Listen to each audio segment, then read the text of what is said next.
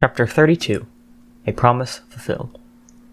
Shinso was released from the hospital that evening, just like Jiro had predicted. Well, his parents didn't know that. They thought he was to stay at the hospital for at least a day longer, so they could keep an eye on him. But that was the lie he fed them so shamelessly. He'd gotten up from his hospital bed, done his hair, and took nothing but his phone and his wallet. Everything else had been sent home anyway. He checked the phone. No messages from Midoriya, of course. Perhaps his phone was broken, stolen, lost somewhere back in the forest he was taken from. However, despite his absence, the group chat remained active. Arya and the aviary. Dove, are we really doing this? Owl, looks like it. Dove, I still don't know if this is a good idea. Crane, and I completely agree.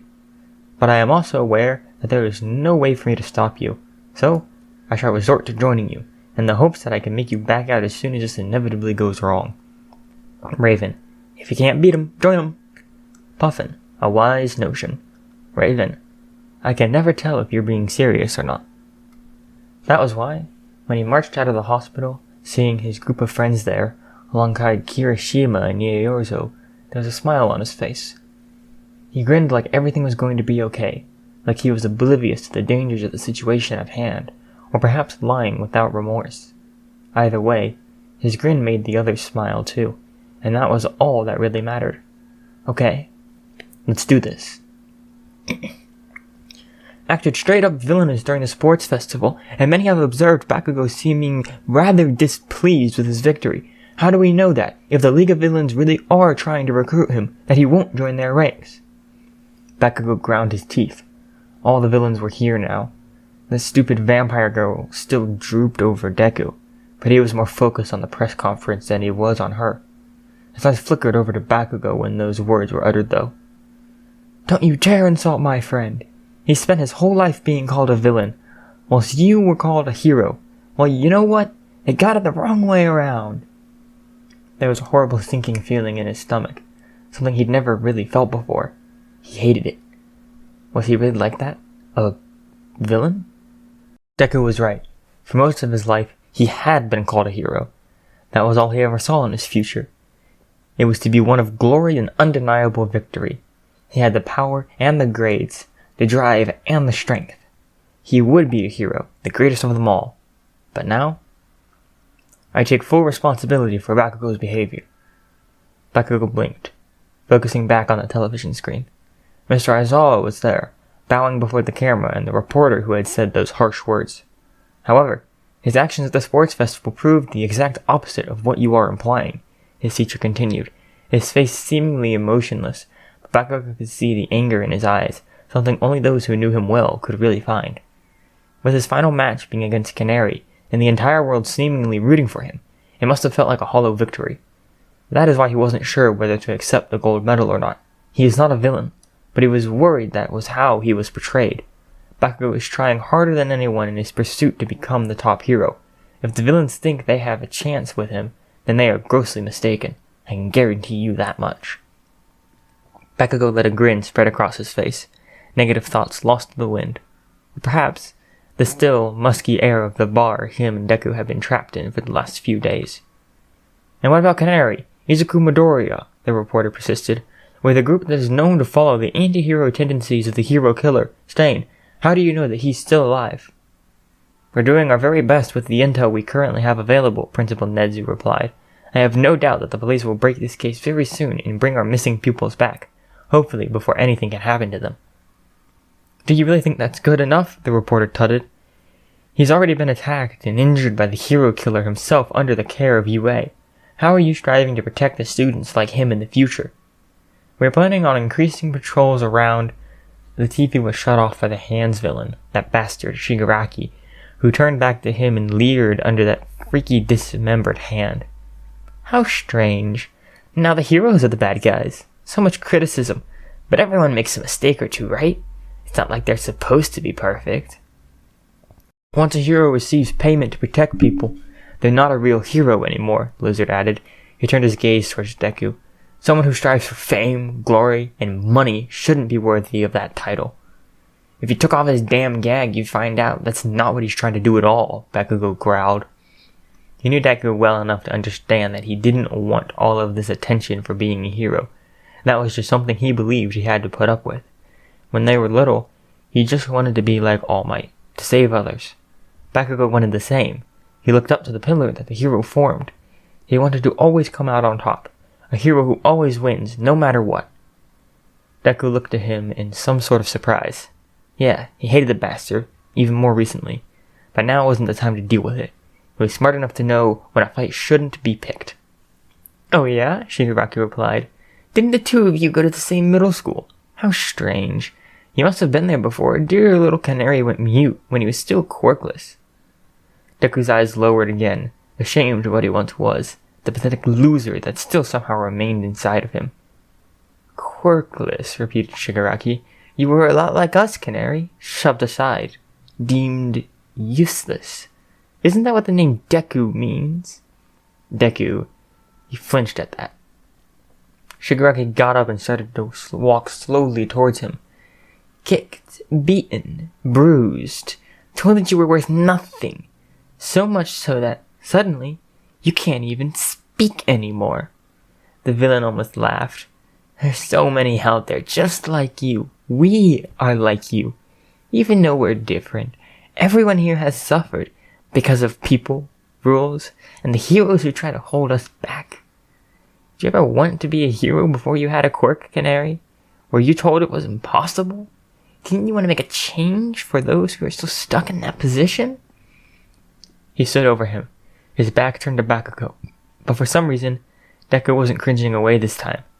Maybe that was because he was stuck between the girl with the knives and the guy with the disintegration quirk. Maybe there was something else behind it.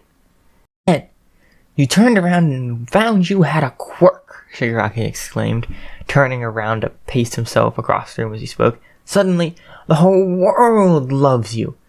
But before you had it, well, they just didn't give a damn. It's unfair. This whole society is unfair." He paused, turning his head so one gleaming red eye stared back at Bakugo. "And what about you, Bakugo?" He tensed as the conversation was swerved back around to him. "Look at what the public thought of you," he continued, gesturing to the blank TV screen. "They saw you as a villain, not the future hero you aspire to be. He spent his whole life being called a villain, whilst you were called the hero. Well, you know what? They got it the wrong way around. They were scared of you. Well, you know what? They got it the wrong way around. So, how about it?" He glared at the insane man, daring him to come an inch closer. "How about you join us? Both of you. Help us make a change. We want society to start asking the same questions as us. That's when we'll know we've won.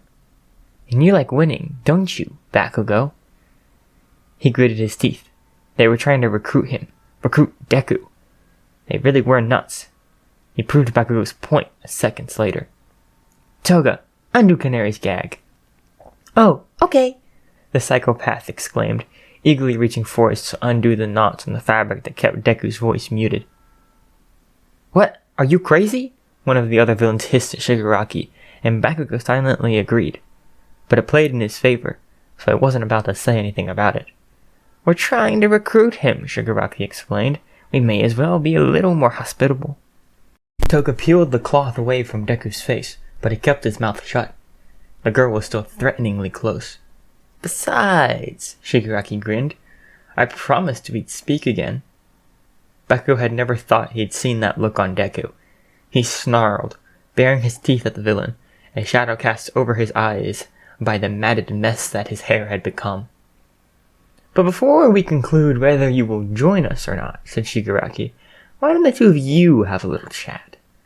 Deku's expression didn't change, and Bakugo just snarled, despite his confusion. "Come now," the villain continued, whilst the others just watched on in obvious interest. "Have you spoken at all since the sports festival? No one could hear what you said to each other during your fight, but you certainly worked each other up, hadn't you? They got it the wrong way around." "Shut your damned face," Bakugo growled. "This is none of your business." "Oh, so there is something between you two." He probably shouldn't have said that. "What do you think, Canary?" Silence fell between them again, but only by the sound of the villains shuffling to and fro, their heavy breathing, the gentle noise of the portal man cleaning the glasses at the bar. Deku's voice was barely loud enough to be heard over that. "I was quirkless and mute," he said, his head still lowered, but his gleaming eyes were visible to Bakugo as he glared angrily across the room. "I was mute because I was quirkless, and I was quirkless because I was mute. And there is no denying this was your fault." Bakugo just stared, shoulders tense, heart beating fast in repressed panic. "But that doesn't mean I hate you," he continued to whisper. "You did wrong, and I hope you've changed. However, what I know I will never change is your drive to become a hero."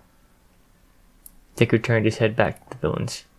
"You were wrong taking him here." His voice was getting louder now, more confident, more sure. "You won't sway him, and you won't sway me. There was more power in my voice than I could ever have anticipated. That is what I will use to make a difference in this world. We will never join you." Shigaraki hesitated. He clearly wasn't the response he was expecting. But then he seemed to make up his mind. "Your fault, eh, Bakugo?" Bakugo clenched his hands into fists the best he could in the metal cage they'd been confined within. Shigaraki sat back down on the bar stool. He waved towards the scar-faced villain. "Dabi, undo his bindings." "What?" he huffed. "You know he'll just fight." "It's fine," Shigaraki insisted, in a similar way that he had when Deku's gag had been taken off. "Besides, he should be smart enough to know that he can't take on all of us, especially when his friend's life is on the line, right?" Toga grinned and tightened her grip on Deku. It was not Dabi, but this Twice guy, who stepped forward to undo Bakugo's restraints. "Don't you feel let down by this heroic community of ours?" Shigaraki persisted to talk. "They turn on you at the slightest indication that you don't fit exactly into their perfect mold. Join us and make your own rules. You will always be victorious and will—" He didn't have the chance to finish that, because with a loud bang and a sizzle of fire of smoke, Bakugo lashed out at the villains, sending that dismembered hand of Shigaraki rolling across the floor. "I'm done listening to your endless talking," he thundered. "You'll never beat me, and I'll never join you." Shigaraki looked defeated, staring at that stupid hand like it was the only thing that mattered, his head hanging limp as he did so. The other villains were loudly discussing how much of a bad idea Bakugo's decision to attack them had been, but before any of them could do anything, Shigaraki had retrieved his hand, placing it artfully back over his face. Then, the dangerous man walked across the room and reached Deku's side before Bakugo had dared to make a second move. Toga skipped back to the bar, leaving Deku with Shigaraki as he disintegrated his bindings. It took mere moments for Deku to be pulled from his chair, stumbling into the center of the room. His jaw clenched shut as Shigaraki had one hand around his throat and the other on the side of his face, touching the scars that the hero killer had left behind on his cheek. "The two of you are important pieces in my plan," Shigaraki leered. Deku was breathing heavily, staring down at Shigaraki's dangerous fingertips with wide, terrified eyes as he tried to escape his grip, but only became firmer with his struggles. "Compress. Put Bakugo back under with your quirk," Shigaraki ordered, turning to the masked villain. "And Master, lend me your power." Bakugo didn't have time to acknowledge what that could have meant. He needed to escape. There was a door right behind him, but if he tried to run, Deku would suffer the consequences and he would be the one blamed for it. "Kachan, go!" Deku yelled. Shigaraki growled. Without hesitation, he gripped the side of Deku's face with all 5 fingers, allowing it to crack and splinter. He yelled out in pain, which is when Shigaraki stopped. Just a warning. "I knew you would never join me," the villain told Deku as he continued to fight under his hold, those red eyes alight with mania. "But I thought I would give you the chance. Never mind. I can go with my original plan. You see, Canary is a rather interesting choice for a hero name. Did you know, well, of course you do, with all the little facts you like to sprout, that canaries would be used as nothing more than warnings in the depths of coal mines. When they stopped singing, it would mean that they had been poisoned by a gas leak before the miners themselves.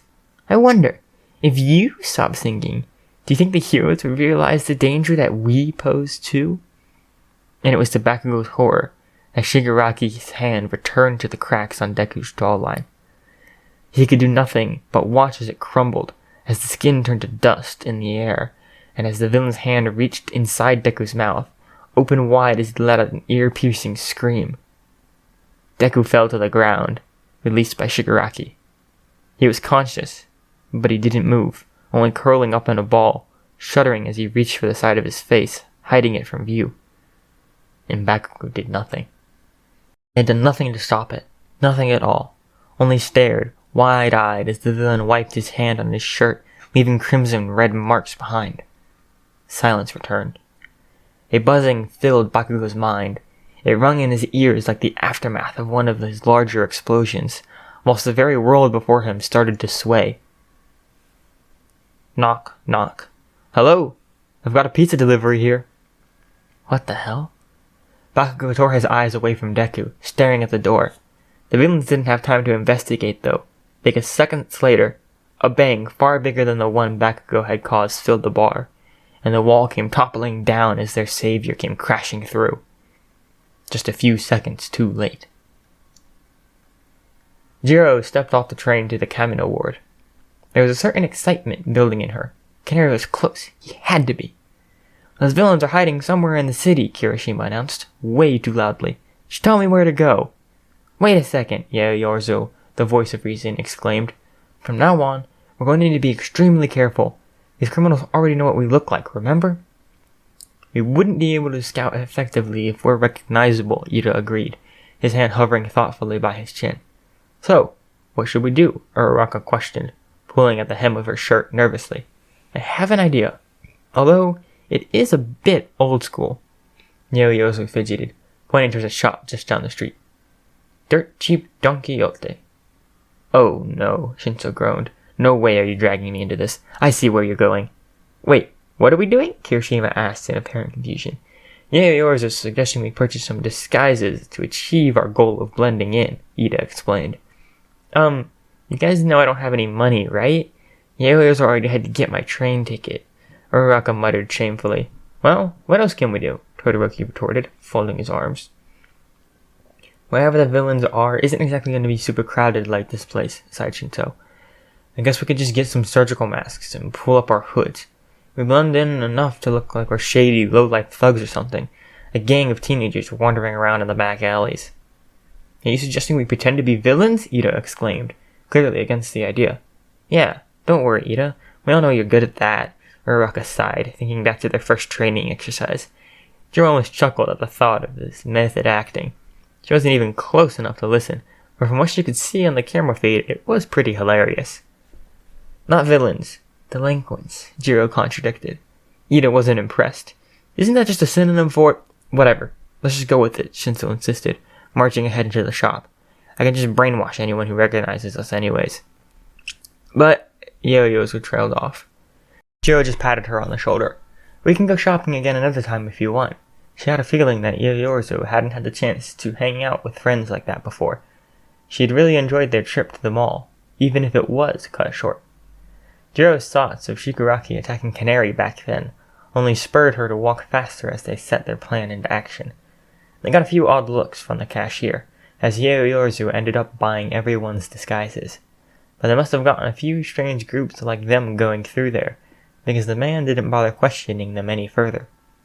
It was a struggle to remove the hair gel from Kirishima and Shinsho's hair so they could actually manage to put their hoods up over their heads. Other than them, the only other person who required more attention was Todoroki, who ended up purchasing a medical eye patch to conceal his scar. They didn't have the time to deal with makeup. Shinso had also refused to let them hang around when they spied the press conference being played on one of the billboards overlooking the main street, although Jiro surely wasn't the only one shocked by Mr. Aizawa actually brushing his hair and wearing a suit and tie, appearing on television despite his clear aversion to the media. Wandering through the streets, they did catch a few glances, but no one stopped them or even tried to speak with them. Once they were far enough away from the lights of the bright city, they were able to let their guard down a little, but not for long. Okay, this is the spot the tracker is broadcasting from, Yaoyorozu whispered back to them, pulling at her surgical mask when it caught in her long, loose hair. So, that's their hideout? Kirishima supposed. Maybe it is, and maybe it isn't. According to the tracking history, the villain hasn't left this location for the past day, but that's all we know, she explained. One villain is hiding here, but that could be it. They may have Bakugo and Canary somewhere else. I don't like this, Ida voiced. If I think things are going to be the least bit dangerous, we're done. I won't hesitate to call the police either to make sure my friends are safe. Well, Jiro replied, I'm the one who's got the quirk for sneaking around, so I'll take the lead. Unraveling her earphone jacks from her body, she hurried forwards, closely followed by the others. There were still people around, so she had to be careful. At least it was easy enough to disguise the aux cords as hoodie strings, angling her body so passerbys wouldn't see that they were moving around, sensing every little vibration in the air. The sounds coming from that seemingly abandoned warehouse, however, weren't what Jiro had expected. It was eerily quiet. She needed to get closer. That's why she ended up leading the group around the back of the building, squeezing through into the small gap between it and the one next door. Once in a secure position, Jiro indicated to the others to keep quiet by putting her finger to her lips. After a swift nod from them, she slammed her earphone jacks into the wall, holding her hands over her ears in an attempt to block out any other sounds. She frowned. What is it? Shinzo questioned. All I can hear is this weird bubbling noise, he explained, straining to listen closer. She had been right. There was no other signs of life within the warehouse. Are you sure we're in the right place? Positive, Yaoyorozu nodded. Hey, wait a second, Jiro frowned, pulling her jacks from the wall and turning them back to their right. I hear something else over... And suddenly, a great white truck was raised from the ground. Watch out, she cried, and the others hurried as far away as they could, before a giant purple-clad foot came crashing down, the car along with it, smashing the warehouse into smithereens. They yelled as a great gust of wind, filled with rocks and debris, overcame them. It took a few minutes before they dared emerge from behind the wall that separated them from the warehouse. Uraraka made herself and Jiro float, allowing them to reach up and peer over the barricade. Jiro gasped. It's the heroes, she whispered down to them urgently. Mount Lady, Gang Gorka. Wow, even Best Jeanist, Uraraka explained excitably. And look, there's Tiger. He's with Ragdoll. They found her. Heroes were far more prepared than we thought, Ida realized, a great grin splitting across his face as he pulled off his surgical mask. But there are so many Nomu there, Jiro gaped. And that bubbling noise I heard. They were in tanks? Maybe that's why my tracker took us here, Yaoyorozu supposed. It was on a Nomu. As the others nervously conversed about what this could possibly mean, Jiro turned her attention back to the response team of heroes. They were talking about All Might? Hey, guys, said Jiro, grasping their attention once again. They said All Might was somewhere else. Maybe he's found Canary and Bakugo. This is great, Kirishima said excitably. They're gonna be okay.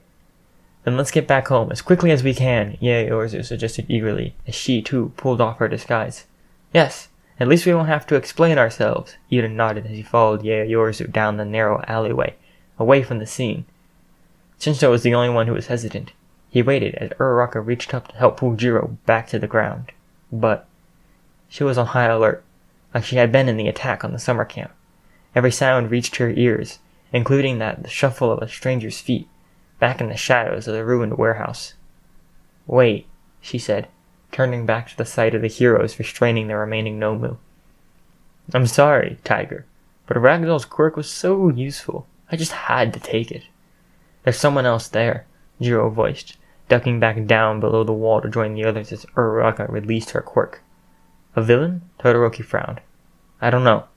Maybe. Since my body was mostly destroyed, I haven't been able to stock up on quirks. Jiro heard the hero make their move against the newcomer. Everyone heard what came next. Stupid freaking idiot! Bakugo just wanted to scream at him. Surely he could have gotten out of Shigaraki's grip, saying something, anything. He just froze up with big frightened eyes, just like he always used to in middle school when he was confronted with anything. Now he lay on the floor, curled up and cradling his jaw. Bakugo didn't have time to lash out at the villains again. He supposed the pros were doing a good enough job at that. He needed to be a hero himself. What is he doing, right now? Ah, yeah, right. He hated this bit, the aftermath part. It was pretty bad in class, with Raccoon Eyes wailing about having a broken leg with melodramatic acting skills. It was worse when someone was actually lying in a pool of their own blood. No one to fight, nothing else to do but try his best to help someone else fight off the callings of, well, death. But he hoped it wouldn't come to that. Bakugo hurried to Deku's side, crouching down carefully where the floor was still remotely clean. He put his hand on Deku's shoulder and shook him gently, unsure if he was still conscious or not. He needed to get into a recovery position if he wasn't. "Hey, Deku, you bastard. Ah, shoot." He tilted him over a little, red eyes meeting watery green, unfocused and distant, and the contrasting color that oozed from the side of his face. Just take a deep breath, okay?" Bakugo said, unsure of what else he could possibly do. "The heroes are here. Freaking All Might. You always loved All Might. Come on, get up." But he still didn't respond. Nothing but a whimper could be urged from him. "You alright there, kid?" It was the old man in the white and yellow hero costume that approached Deku first. He nodded towards Bakugo, who took a step away from the pair. Bakugo's hands were red. "You must have been scared," All Might exclaimed when he gave Bakugo a pat on the back, which ended up nearly knocking the wind out of him. "But you stayed strong. I'm sorry. You're safe now, young man." Bakugo just ground his teeth together in frustration, staring at the color which marred his fingertips. He didn't feel safe. He was scared. Not that he'd ever admit it. The villains themselves weren't the worst of it. It was mainly the sight of Deku, more broken than he'd ever been, lying there before him. "Toshinori, we have a problem," the old man suddenly announced, causing All Might's undying smile to waver. They all looked back to Deku. He'd been sick on the floor. Bakugo couldn't bear to look at it any longer. But Deku had now finally gotten to his feet, his hand still covering the side of his face as his manic eyes flicked across the bar, backing away slowly from not only the villains, but the heroes too. He walked right into Bakugo. Deku's gaze zeroed in on him for barely a second, before he panically scurried away from him, backing right into the wall beneath the ripped All Might poster, sinking back to the floor, his body racking with sobs. "What did you do?" All Might cried, his furious gaze turning back to Shigaraki, who was bound within Kamui Woods, the Lacquer's chain prison. The villain struggled against his binds, pulling himself to an upright position as he let out a crazed laugh.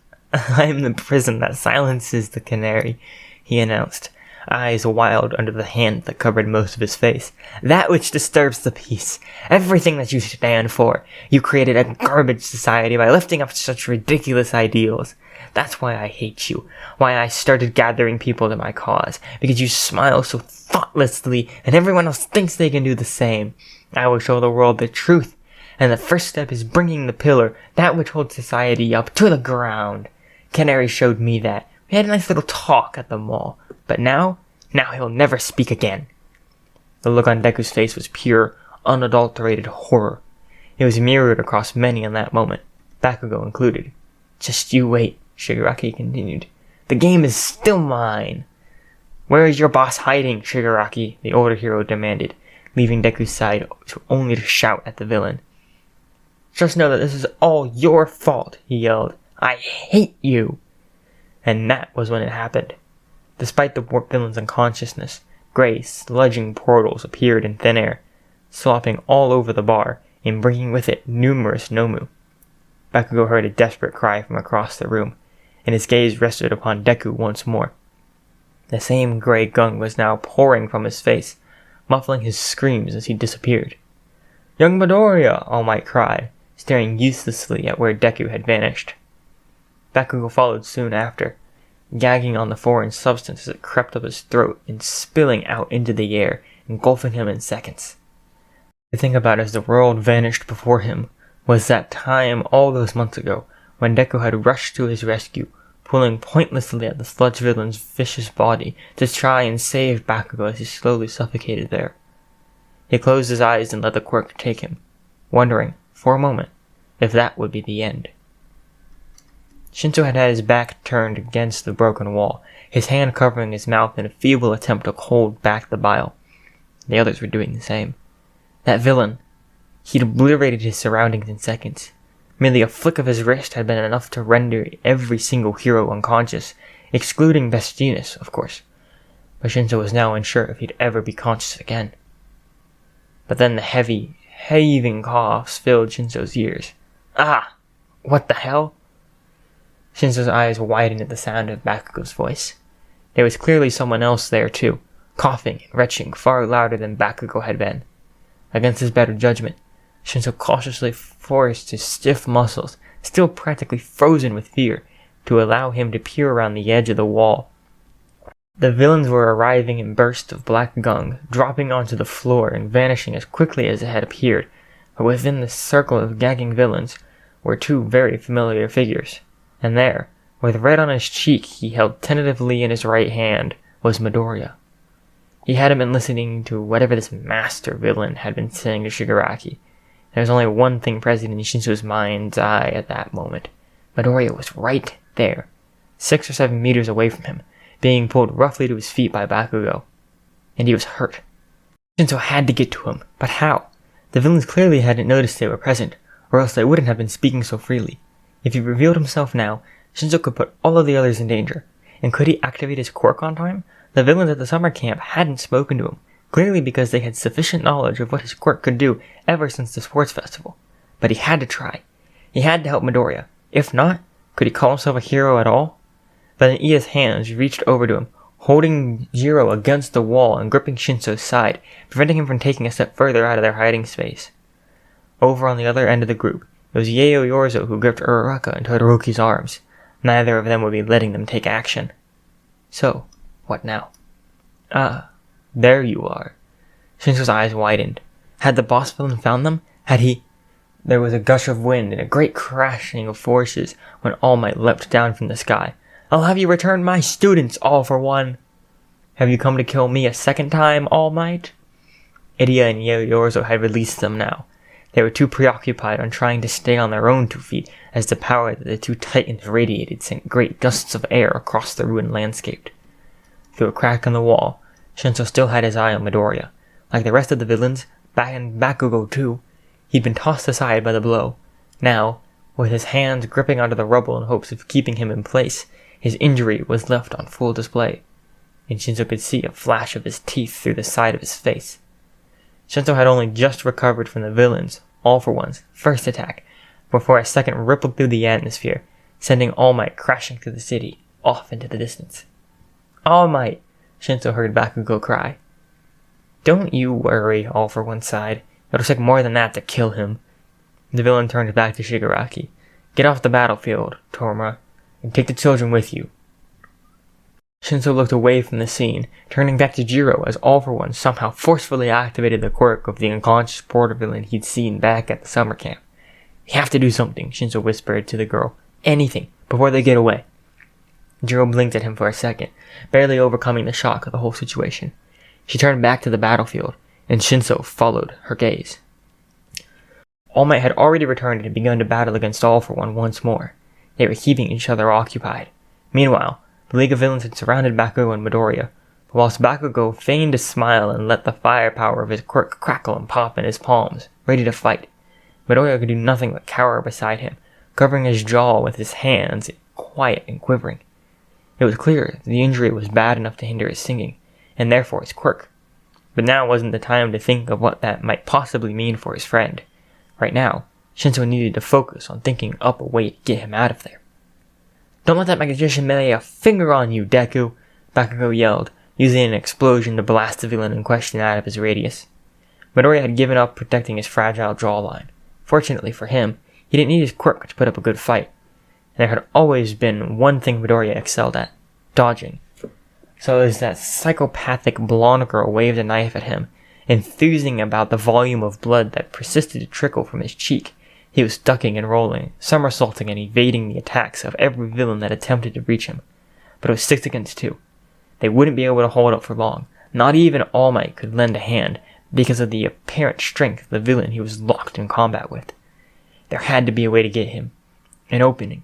A mere second that would give them the chance to jump into action. He looked back to the others. What powers do they have access to? What advantages and disadvantages do they bring with them? How could they do this without engaging in combat? Come on, think! What would Midoriya do? Shinso needed to think like a hero. Midoriya tried to bite through the pain, but the clenching of his jaw only made matters worse. The adrenaline rushing through his veins as he dodged, flipped, twisted, and turned was the only fuel that kept him going. It numbed the throbbing in his mouth the best it could, but even that couldn't completely dull the excruciating firing of his nerves. Every twitch of the muscle around the injury only made things worse, but now wasn't the time to back down. He had to use his quirk. There's only so much he could do without it. It was 6 versus 2, him and Kachan, that was. However, Kachan was so busy protecting himself that there wasn't much he could do for Midoriya. Years of practice, however, allowed him to be one step, figuratively and metaphorically, ahead of the game, as he continued to evade his attackers. "Come on, Canary!" Toga cried, her eyes wide and fanged grins spreading from ear to ear. "Let me cut you up a little more. It's so pretty, so pretty." Maniac. There was a bang behind him. Those years of experience flashed momentarily before Midoriya's eyes as he pivoted and swung out a fist, missing Kachan's face by inches. "Watch it!" he yelled, sending another of his blasts at the approaching villains. Kachan leapt away from him again, clearly keen to keep his distance after that. Midoriya almost opened his mouth to apologize, just sticking together the best they could, but a twang of pain told him otherwise. Perhaps he could push through, sing something. Mr. Aizawa had given them permission to fight at the summer camp. Technically, they were still able to. Kachan had told the villains so only moments before. That was why he was using his quirk so liberally now. What about Midoriya? What could he use in this situation? A sleeping song? That would probably be best. If he could just hold out, force himself through the pain, and sing the lyrics, he might be able to knock out the villain that All Might was fighting. Yeah, that was it. All he had to do was sing. He dug his nails deep into the skin of his palms in a desperate attempt to distract himself as he opened his mouth, the intact skin tugging painfully on the new hole in his cheek, in the place of the scars that Stain had left behind. And that was when he realized the words wouldn't come out. Not because of his mental barriers. No, he had learned how to climb those, break right through them from time to time. The barrier was more physical. He remembered now, as the shock was slowly fading, he realized what Shigaraki had done. His tongue. Most of it was gone. As his eyes widened, breath quickening as the horrifying truth bared its teeth, he stumbled. The silver of Toga's blade was at his neck in seconds. "Yay!" she cried gleefully, the sharp edge of his knife digging into his tender skin. "Come with me, Canary!" He pulled at her arm, trying to get her away from him. It didn't work for long because the larger villain, Mang, was now at him too, tugging on his wrist and pulling him toward the portal above the purple villain's fallen form. But he wasn't the only one prone to a lapse of concentration. That was to be expected, when a giant column of ice erupts seemingly from nowhere, towering above their heads. From where it originated, 3 figures burst to the ruined stone wall, a redhead with the ability to perform such a feat at the front, positioned as though they were completing in the cavalry battle at the sports festival. At his sides was a pink-cheeked girl wearing a pair of shiny new rollerblades, practically floating above the ground as she skidded alongside them, as the third and final member of the group propelled them forward with engine-boosted legs. Kirishima, Uraraka, and Ida.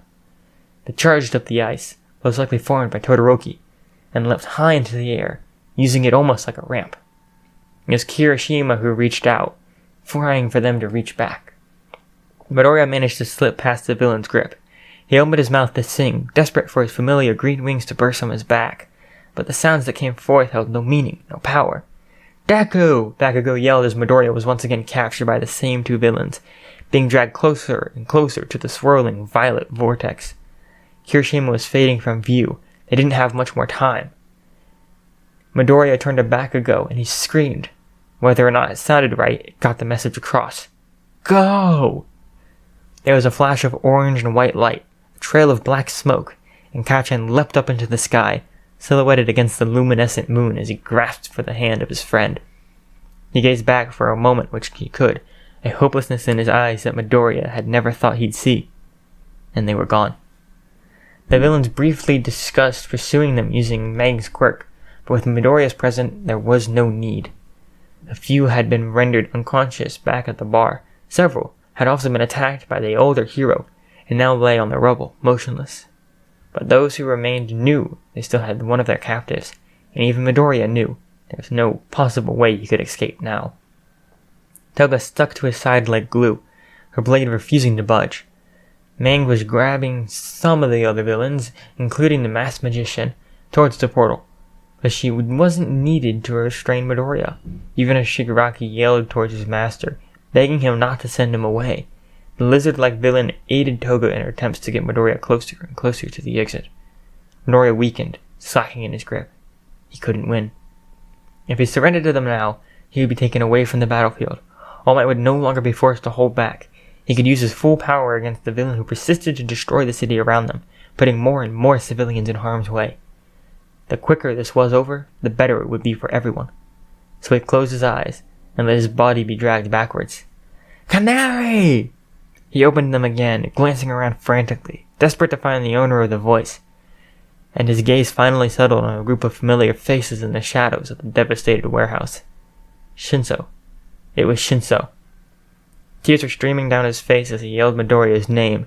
He was held back by an equally distraught Jiro, Todoroki, and even Yaoyorozu, someone Midoriya had barely interacted with before. Yet, they were all here. He pushed back against the villains, a new spark of hope ignited with him, but it was quickly snuffed out. They shouldn't be here. They couldn't be hurt. He shook his head, not resisting the lump rising in the back of his throat as he mouthed the same message he'd yelled to Kachan to his remaining group of friends. Go. Please. Go. Midoriya's gaze did not leave that of his friends as he was taken away from them once more. Midoriya! No! He let his eyes close as he succumbed to the darkness, happy to leave the pain of his consciousness behind. It was in that moment, with a heavy heart, Midoriya realized there was a good chance that he would never see those faces again.